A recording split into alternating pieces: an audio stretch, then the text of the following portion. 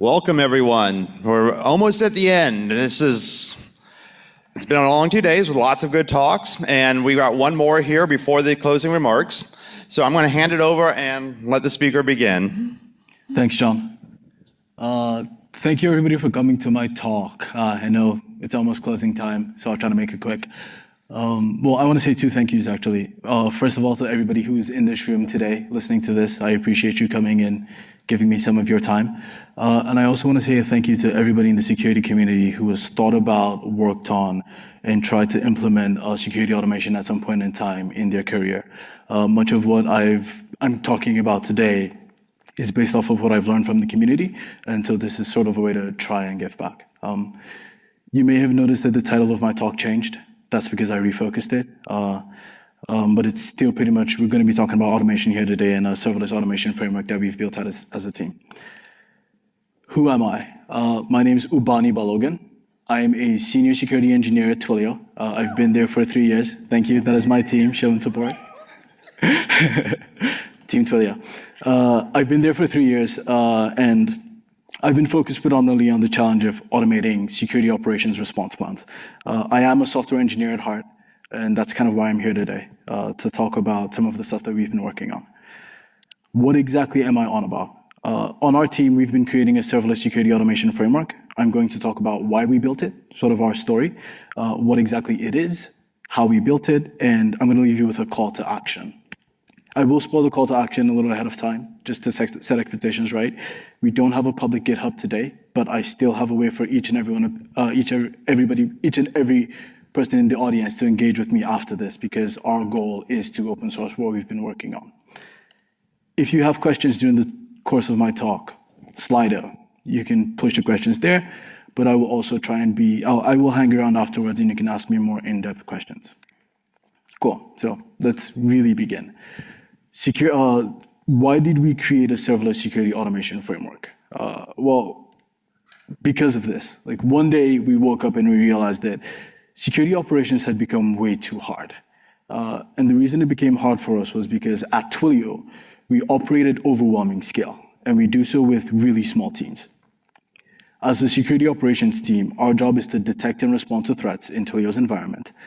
We do this through numerous procedures like incident response, vulnerability management, threat detection, compliance auditing, all of the good stuff that we've heard different talks about during the course of this conference. The environment that we operate in is extremely large and extremely diverse, and it continues to grow. And our engineering team our security operations team is pretty small.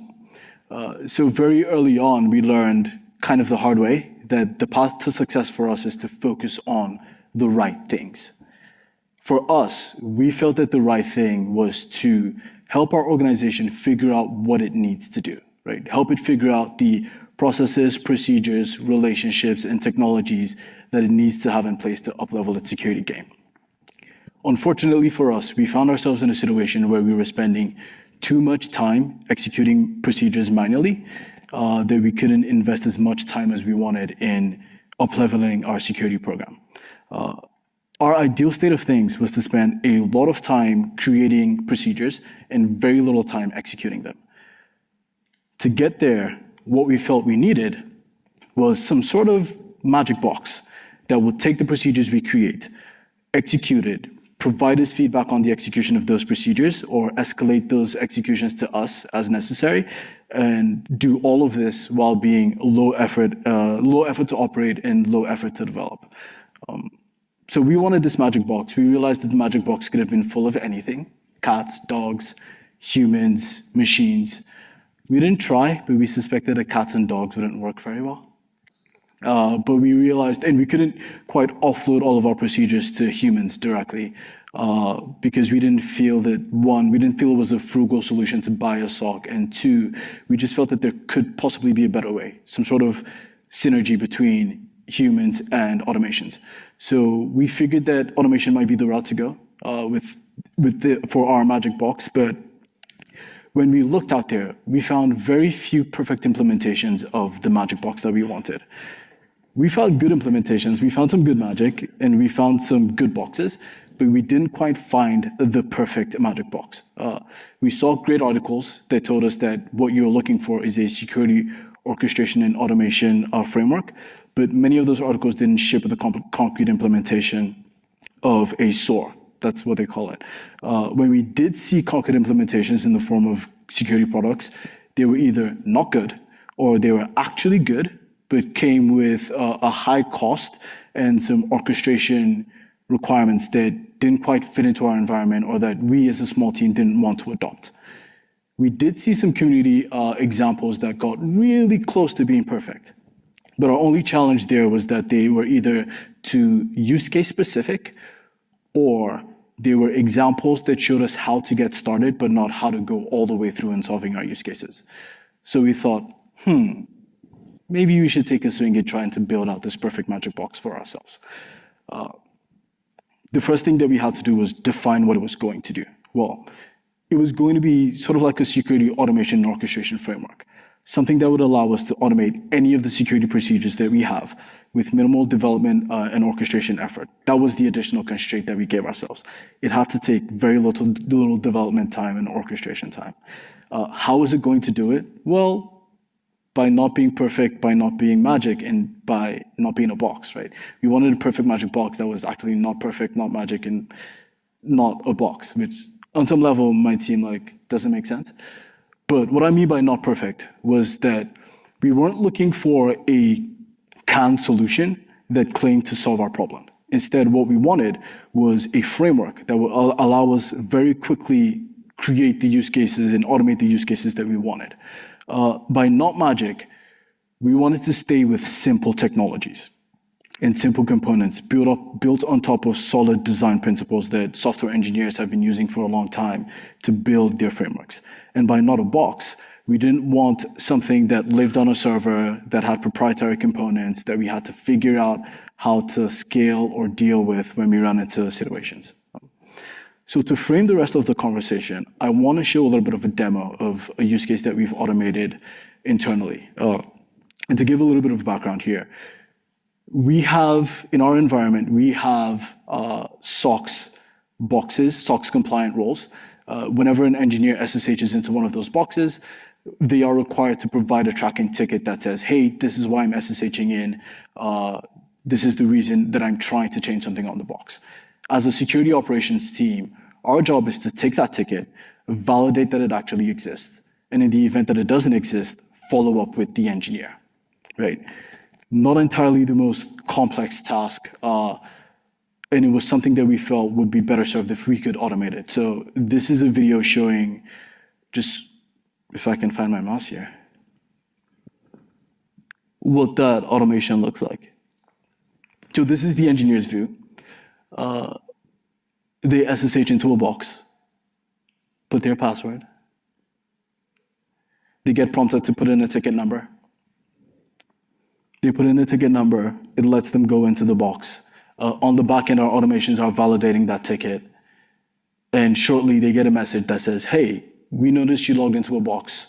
You provided a ticket. However, that ticket that you provided isn't quite valid. Maybe they put in a typo. Can you give me another ticket? Do you have a Jira ticket? Do you have an incident tracking ticket? The engineer says, hey, we've got a Jira ticket.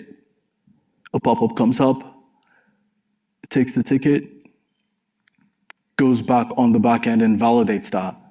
And eventually, after validating, it sends them another message and says, hey, okay, we validated, thank you for going through this process with us. So that's a high level of one type of procedure that we wanted to automate.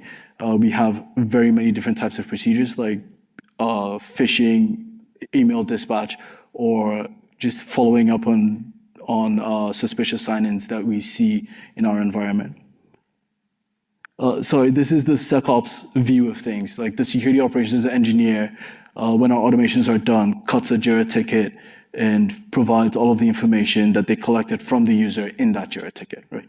So this is an example of something that we built out on top of our framework.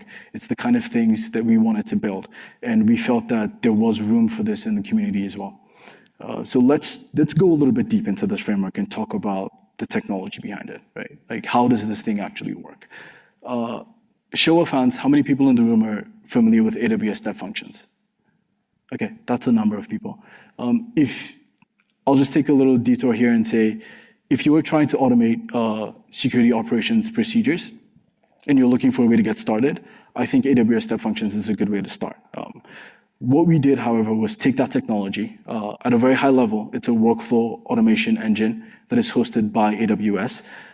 We took that technology, which we saw as ideal for automating response plans, and we surrounded it with the additional infrastructure and code libraries that we needed to create a full-fledged security orchestration and automation framework, right?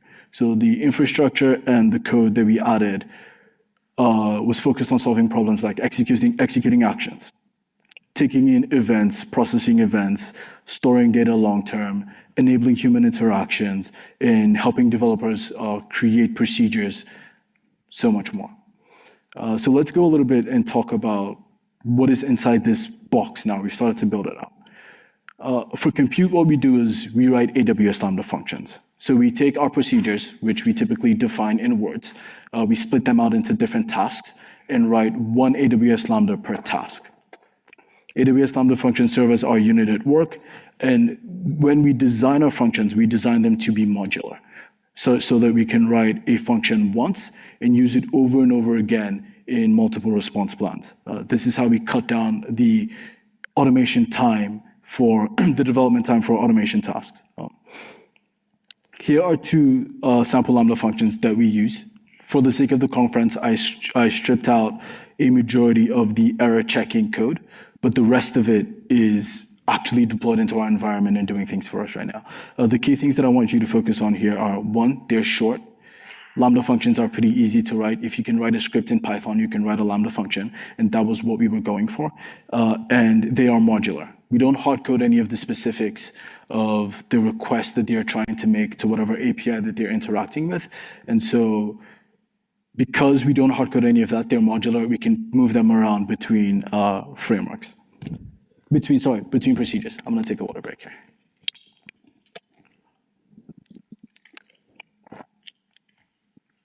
Cool, so we have these modular Lambda functions that we can put in different procedures and also share around to other people. The next thing we do is that we orchestrate them together using a workflow engine. This workflow engine is AWS Step Functions. At a very high level, what it does is takes a whole bunch of Lambda functions and organizes them into a procedure.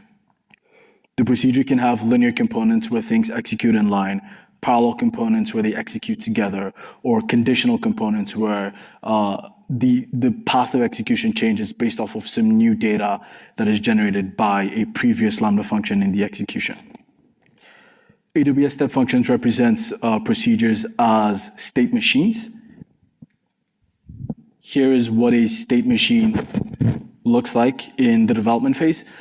It's literally just a JSON field. Like, it's a JSON object that has a description of what are the different states the state machine has, what resources, for the most part, which are Lambda functions, is it using, and what parameters are being passed to those Lambda functions to get them to do their work. Right? So with AWS Lambda and with AWS Step Functions, we pretty much, just these two components, pretty bare bones, you already have a workable security automation and orchestration framework. But they're not enough. There's some challenges that they don't solve by themselves out of the box. One of them is data storage. So to tackle the challenge of data storage, what we use is AWS DynamoDB. We use DynamoDB for two reasons. One, to store the execution results of Lambda functions, and two, to store data on the events that are coming into our system.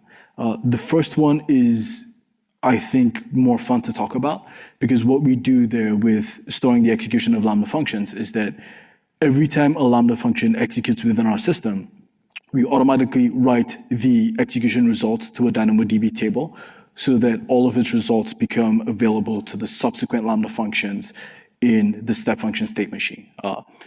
AWS Step Functions has its own mechanism for passing data between Lambda functions. We found it to be a little bit limited, and we found that we couldn't in the future do analytics on top of the results if we wanted to. So we took all of that state or execution context management outside of AWS Step Functions, and we put it in DynamoDB tables. The next challenge for us, so DynamoDB was pretty much how we solved the problem of managing the state or the execution context of a procedure as the procedure executed over time. The next challenge to solve was getting information into the system. For that, we leverage AWS API Gateway and AWS CloudWatch events. We use API Gateway for real-time events to ingest real-time events into the system. And we use AWS CloudWatch to run scheduled events into our system. We typically write one event per endpoint. And at the event endpoints, we do a couple of things, like processing the events, taking them in, deduplicating the events to ensure that we're not running the same response plan twice for something that we've already seen.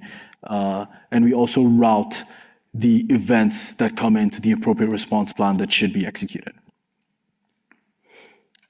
The other component that we really needed to build was the human interaction component, the portion that allows our system to go out there, interact with the human via something like a Slack channel, pull information back into the system, and then change the course of its decision based off of the information that it pulled in.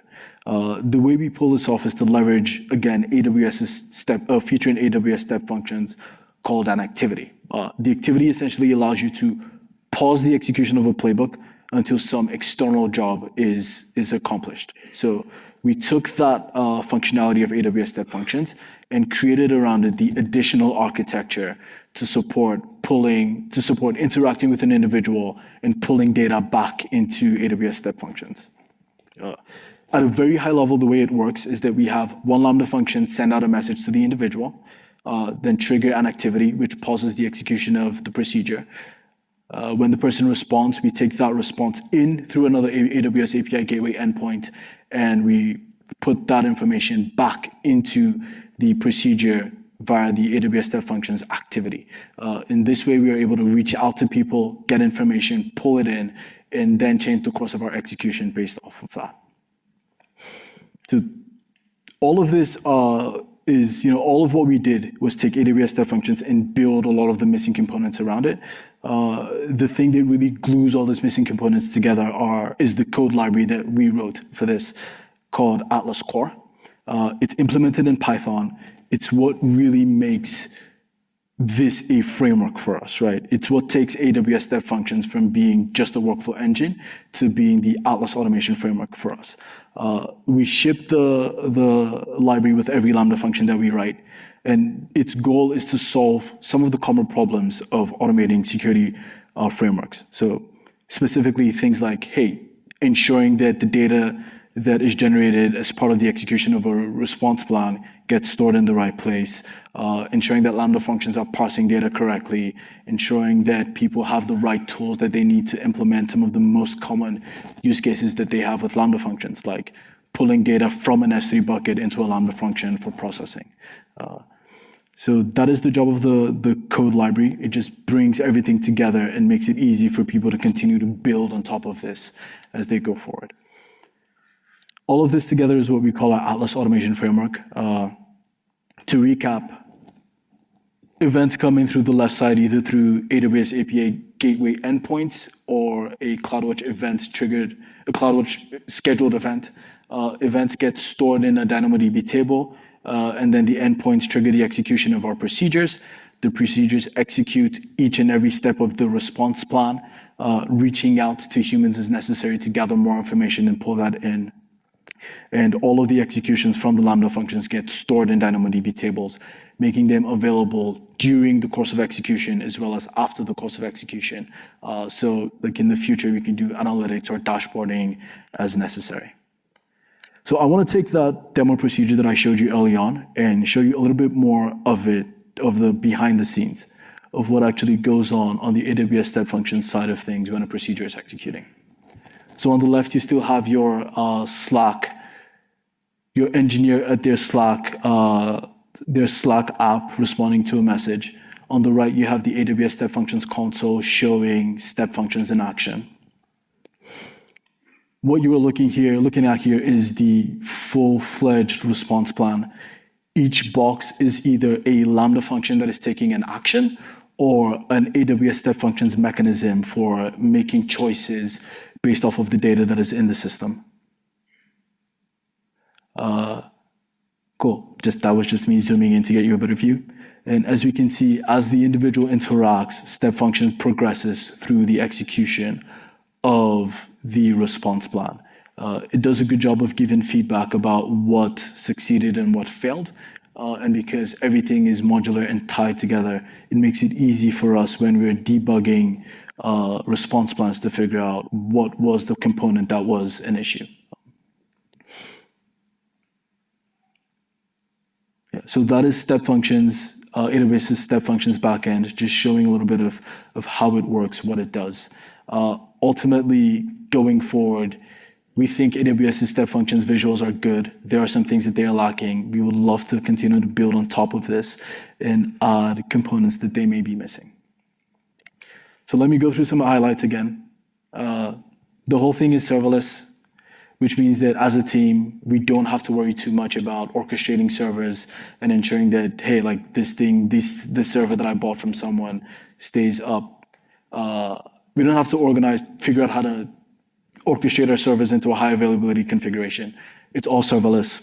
Also, because it's serverless, things auto-scale ridiculously well. They don't auto-scale infinitely, but they auto-scale very well. So for example, Lambda Functions, I think with AWS, you can have a starting limit of 1,000 concurrent Lambda Functions running at the same time, but you can file a support ticket and AWS will bump that up for you. With AWS Step Functions, their state machines, which is what we use to represent our procedures, you can have 1 million of those running concurrently. Again, that's a starting limit. They will happily bump that limit up for you so that you can scale as needed, or so that we can scale as needed. So everything auto scales. We don't have to worry about auto scaling. We found that in using this framework, we've had a rapid automation lifecycle. So for us, it typically takes 2 weeks, which is one sprint, to take like an automation use case from idea to concrete implementation. And for the most part, we found that the hardest part of it is actually figuring out what the right response plan should look like, which is what we want to be doing as security operations engineers. We don't want to be too bogged down developing things, but we want to know to figure out, hey, like what should the procedure look like right here, and then very quickly implement that. So we have a very, like our development lifecycle in terms of automation has come down significantly. All of the infrastructure lives as code, which makes it easy for us to deploy and audit as well. And thanks to how AWS Step Functions works, our procedures live as code as well. Everything is extensible. It is all built on top of AWS's architecture. And we try to build in a way that makes it easy for us to reuse components as well as extend components as our use cases grow. So over time, we have integrated like S3 into our framework. And we're continually evaluating and figuring out like, hey, what else do we need to get the job done? We really like the fact that we are trying to keep all of this open because we know that, hey, like, even if we run into a situation where the framework isn't doing what we want it to do right now, or it isn't able to do what we want it to do, like it's extensible. We can go build it ourselves. We don't have to wait for somebody else's roadmap to figure out if we're going to get this feature or not. And the last thing that I want to mention here is that we designed this thing for open sourcing from day one. It is always our intention. We are committed to it. It is our second priority, which brings me to my last component, which is the call to action. We would like you to come build this thing with us. We are on our journey to open source. The initial plan was to have this ready to open source today, but hey, life happens.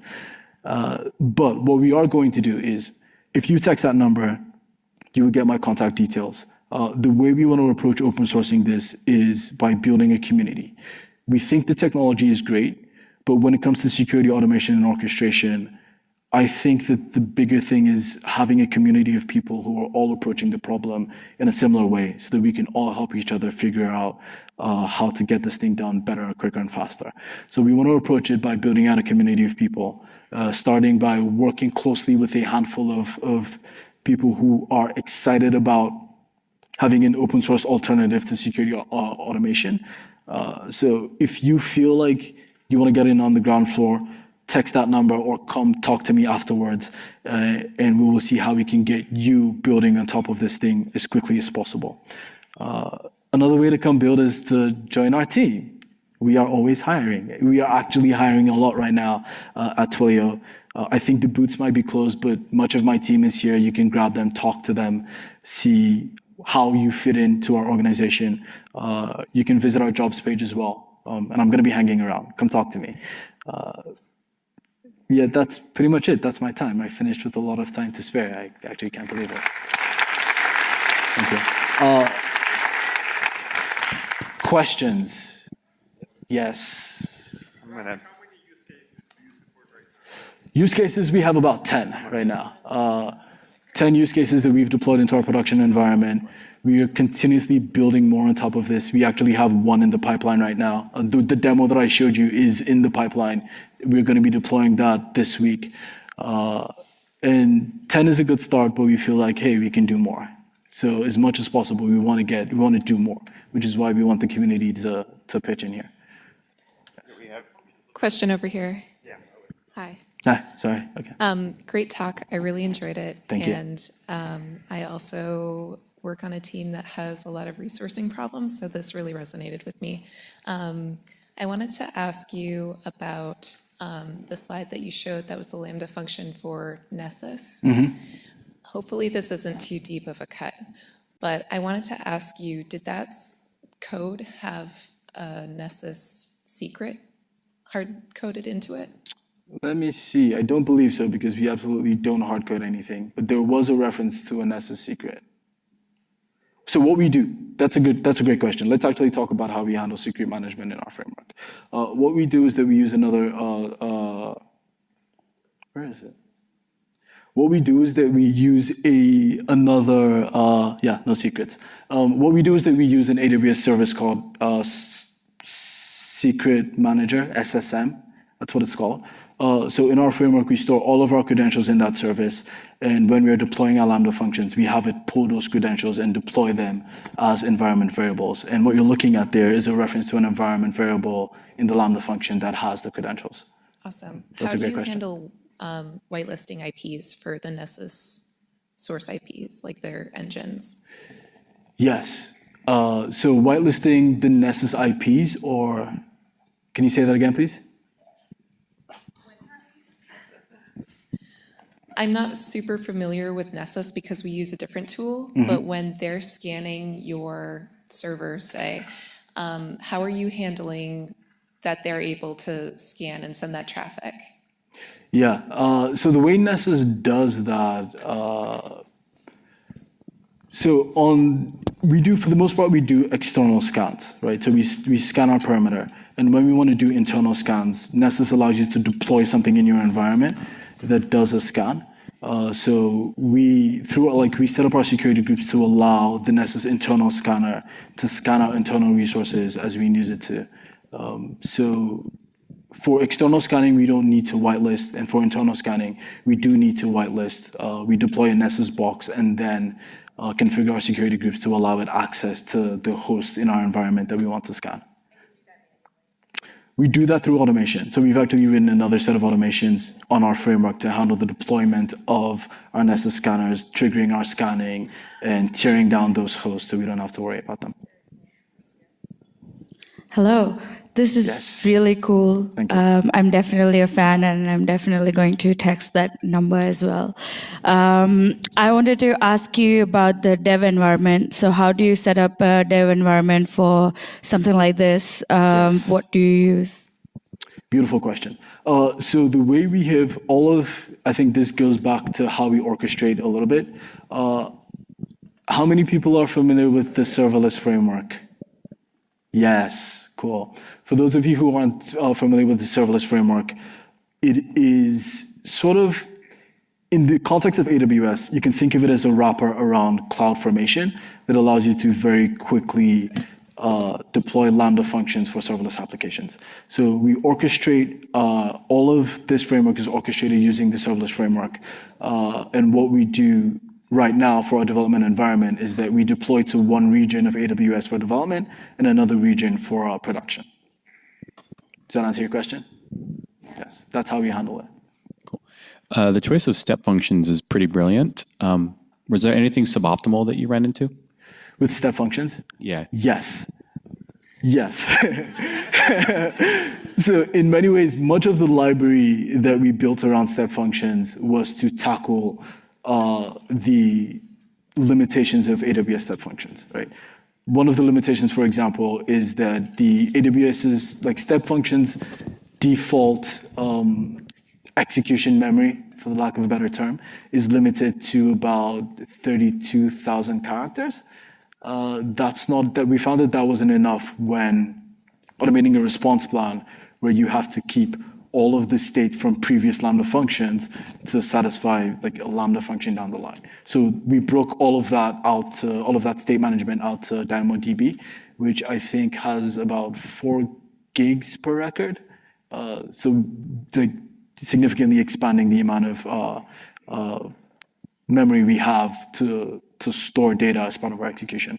That was one of them. Another one of them was that initially when step functions launched, it didn't have a good way to allow you to create a modular Lambda function because it didn't have a mechanism to dynamically pass parameters to a Lambda function. So we wrote around that functionality with the help of our libraries. But I think last year, they did launch some support for parameters. It's something that we're going to look at and see if we can now adopt those nice features into our framework and see how we can benefit from it. So there were a couple of limitations with step functions that we saw, but overall, we felt that the core was great, and it has proven to us that it is great, and so we've invested time in building around it. Okay, with that, we are at time. So I want to thank you all for being here. We have a closing remarks coming up. I don't know if they're in this room, but very much I want to thank you for that presentation. It was very good and very interesting. And I wish I can get some of my people to automate more. So everybody, thank you very much for coming. There will be some closing remarks. And yes.